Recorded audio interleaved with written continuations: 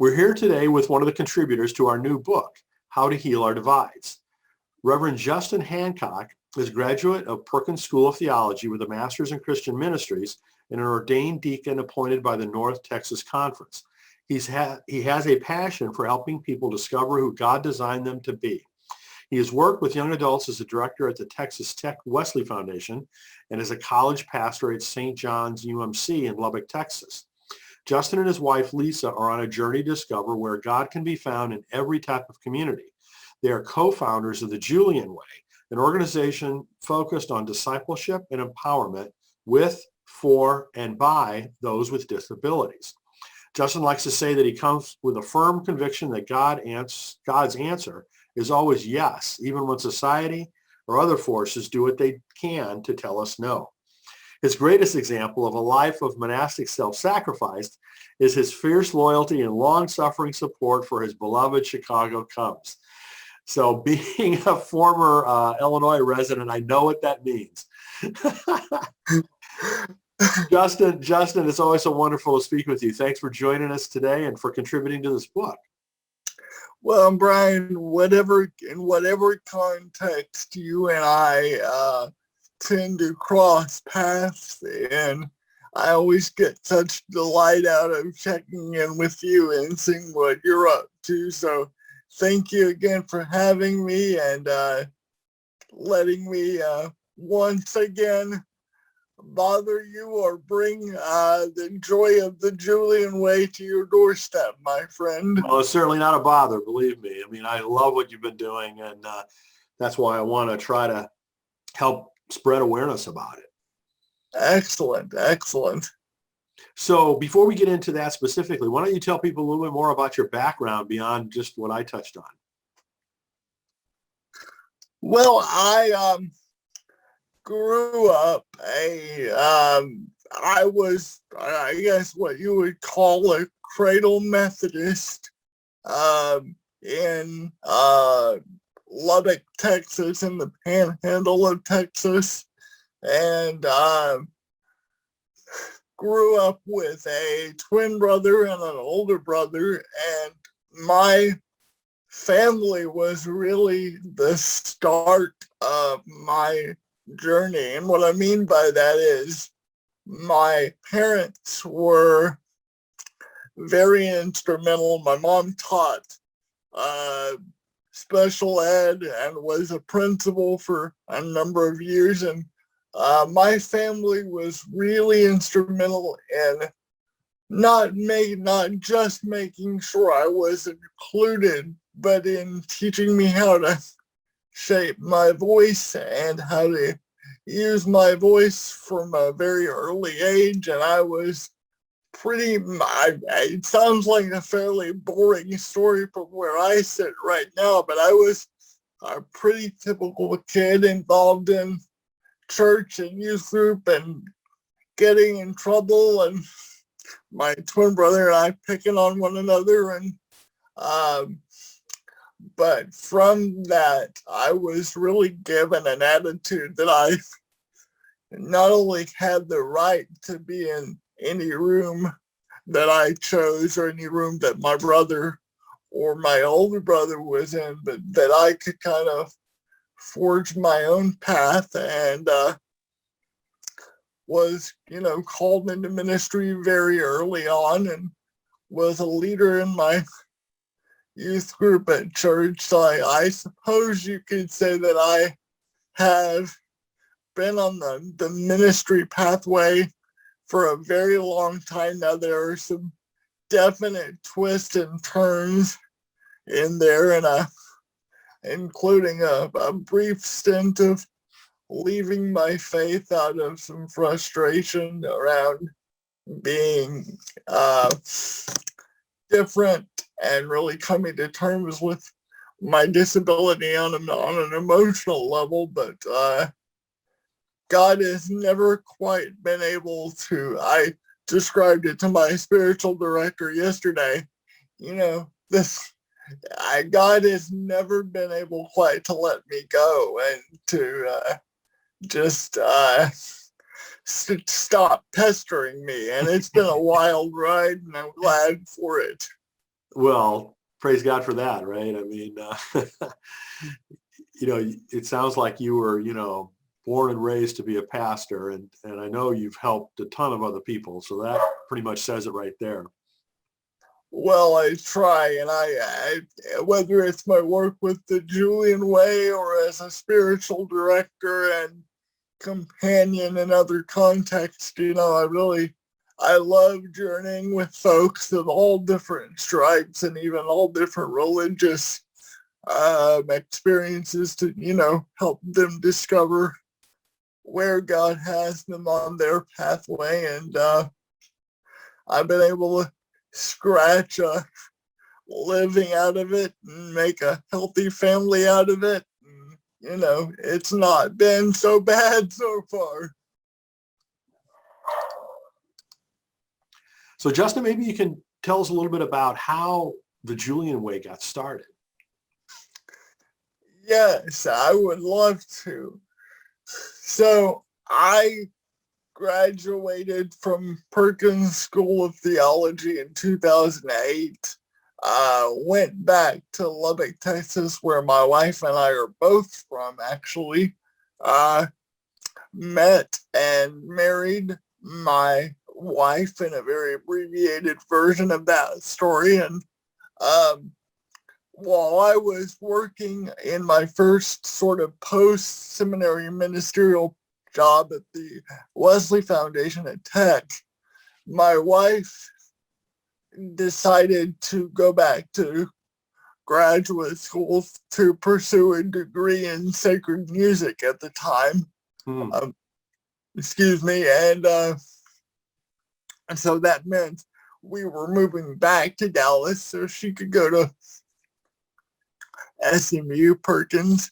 And I always joke with them that I still haven't seen my $250 recruiting bonus because I was dating my wife during the end of my seminary career and going, you should really consider seminary. I think you're called to it. And they still haven't paid me my enrollment fee back. They owe me.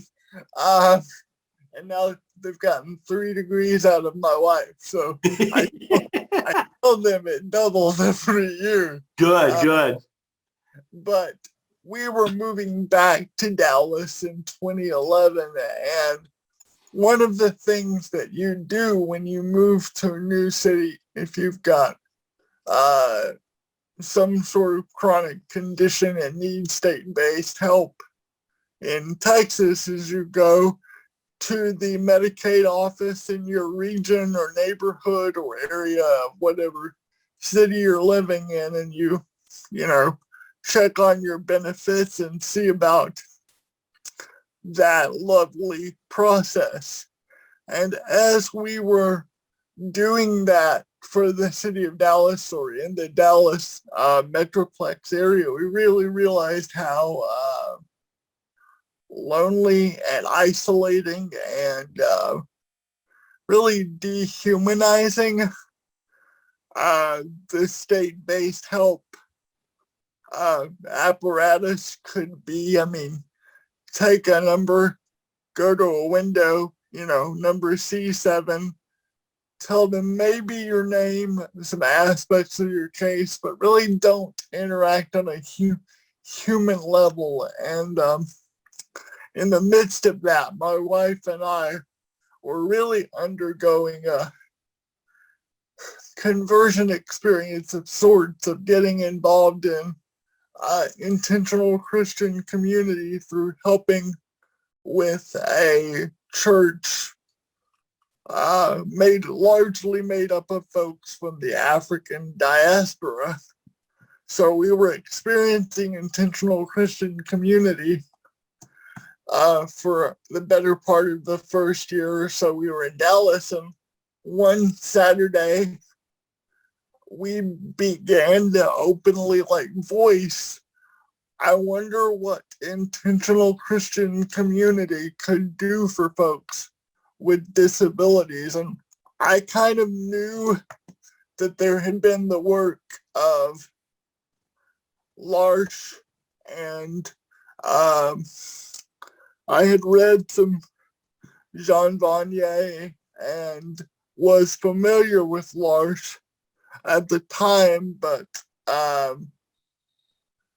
I really knew that there was another category of disabled folks who really could work and really desired to be involved in the larger world, but who weren't really being given an opportunity and a way in. And the way I know that is I sat around in Dallas the first 9 months we were here in 2011.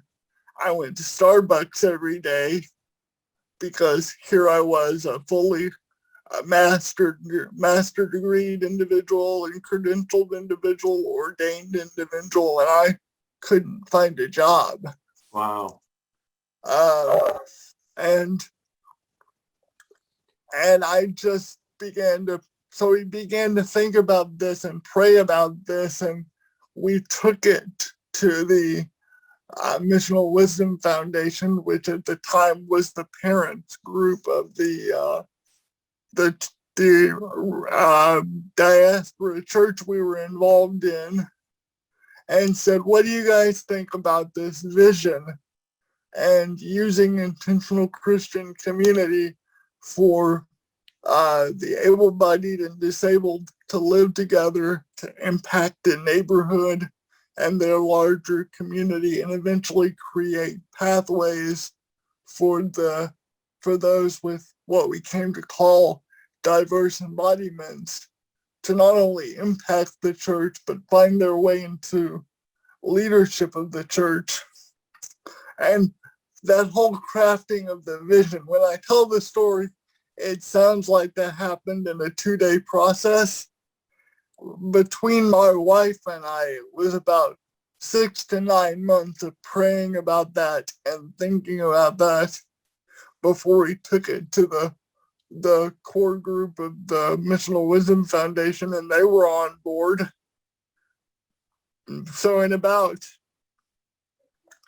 2013, we really turned our attention to what this was going to be, the kind of work we would want to do. And if I could quickly mention our Inciting Incident, because it was founded, I say, in 2013, but our Inciting Incident took place in mid-2014 when I was at what is now the Institute for Theology and Disability, which I should say is a very good organization that's made tremendous strides in giving folks with disabilities a platform to use their own voice. Was that the one in Holland, Michigan? Yes. Okay. That conference used to rotate, and as of late has had a relationship with Western up in Holland. When I went, it was in Dallas, Texas in 2014, and they were still kind of growing and learning how to be an empowerment force and not just an advocacy force. And a prominent theologian, the last day of that particular conference, got up and said something that was essentially, it is the church's job to speak for those with disabilities because they cannot speak for themselves. Well, you didn't resonate too well with that, did you? That did not go over super well. Well, you said that you were not shy at a young age, so this may have been the proof of that extraordinaire.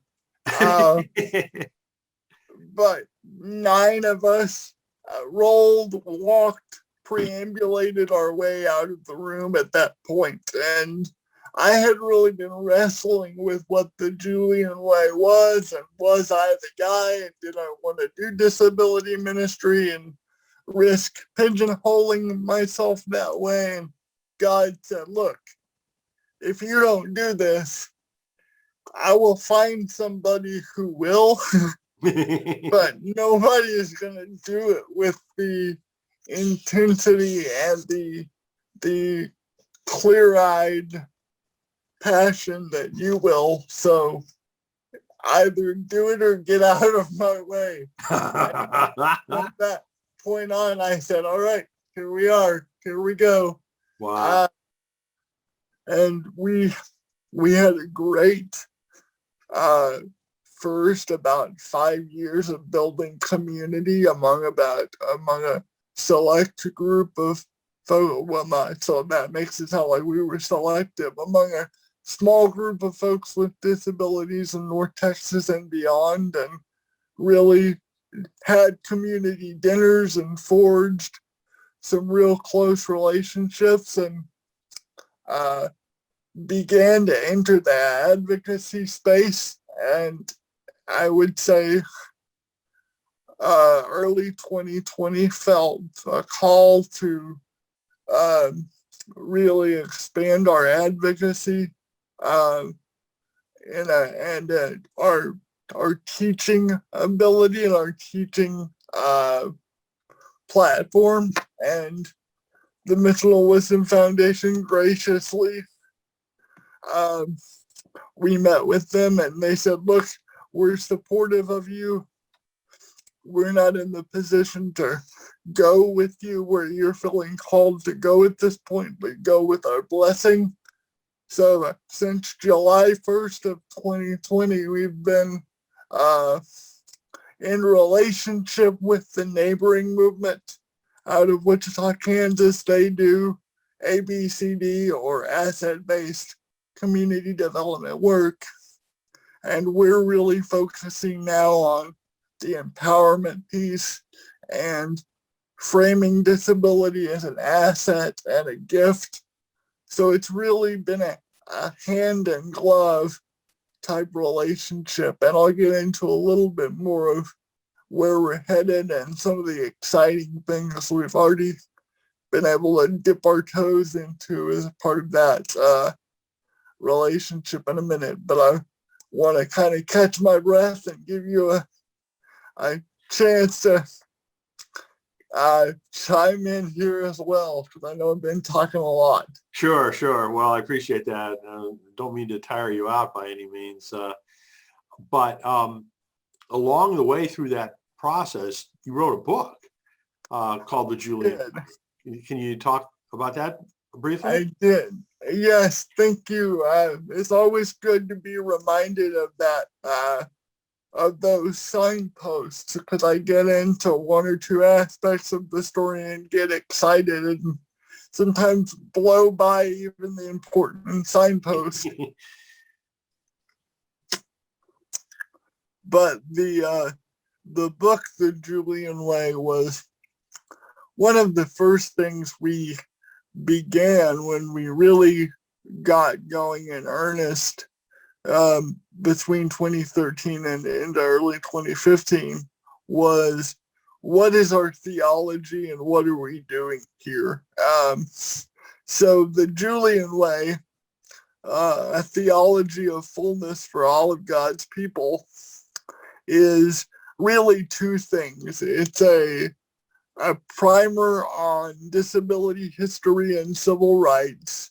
So the first third to 2/3 of the book is the early history of disability, beginning in the late 19th and early 20th century, and going through to the passage of the ADA in 1990. And what we really want to do there is show folks that folks with disabilities have been adjacent to and involved in struggles for civil rights and history-making events, just as those folks that we know in the African American and other communities. So we really try to tell that story in as much detail as we can, to kind of paint the picture. But the last third of the book, we take a look and we say, okay, this is the history of folks with disabilities as far as we can tell you in 60 pages. But what does the church have to do with this? So we take a look at several key theologians throughout the majority of particularly Western Christian history. And we say, okay, what has Augustine said about folks with disabilities? And how was this revolutionary at the time? But now that Augustine is a saint and everything Augustine said is church doctrine, how do we need to be conscious that when we just freeze somebody's statement in place, it may not be helpful to folks with disabilities? So we take a look at people like Augustine and Bart and Julian of Norwich, who we're obviously big fans of around here, and to say what they say about disability and how the church has interacted with and given a voice to those with disabilities. But sometimes, and I would say, maybe unfortunately a high amount of time, maybe unintentionally, but taken away the voice of folks with disabilities.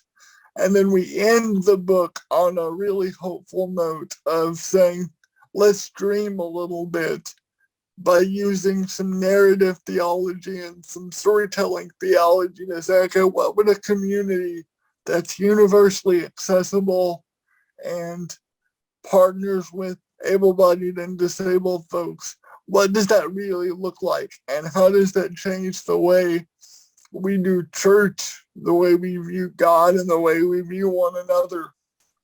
So I like the book. I teach it about twice a year now, 2 or 3 times a year now. And each time I come away with it, I'm more surprised that we were able to do what we did in 111 pages. Maybe I would write a different book in 2021 that I wrote that came out in 2018. But for what it is, we really just want to give people a place to put their feet and begin engaging with folks of diverse embodiments. And I think, I hope that's what the book does. Yes, yeah. No, I mean, it's an important book. And, I'm very glad you wrote it, and from the perspective that you wrote it, too. I often describe it was a joy to write. Took about 2.5 to 3 years in total. And by the time it was done, I was both really glad I had written it and really, really glad it was written so that I didn't have to continue seeing it on a daily basis. Really? No, it's a long slog, to come out with a book. There's no question about that. It's like, I work with a lot of different authors, obviously, and perseverance is clearly one of the most required traits for an author. Yeah, it was, I have written all of my life, but that particular project exercised muscles that had not been exercised ever or in a very long time. I'm just now beginning to turn my attention to what a follow-up might look like. So good. It's taken a while. Well, you've been busy with lots of other things. Yeah. So speaking of which, let's talk a little bit about the different areas of activity that the Julian Way participates in now. I mean, you've got a blog, you've got a podcast, you support a lot of other individuals. You do training for churches and consulting, all these kinds of things, right? Yes, and I tell you what, this when I first began when my wife and I and a core group of friends who have always been praying with us first began to get the sense that we were moving in a more directly empowerment based direction.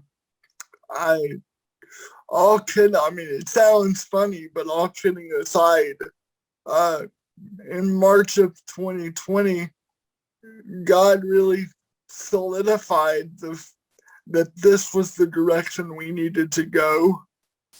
And I was like, Lord, you do realize you're asking me to step out in faith at a time when folks are literally closing the shutters and, battening down the hatches because of, what the world is dealing with and going through. And God said yes, and I'm aware, and I will provide. And it's been amazing to see the opportunities emerge.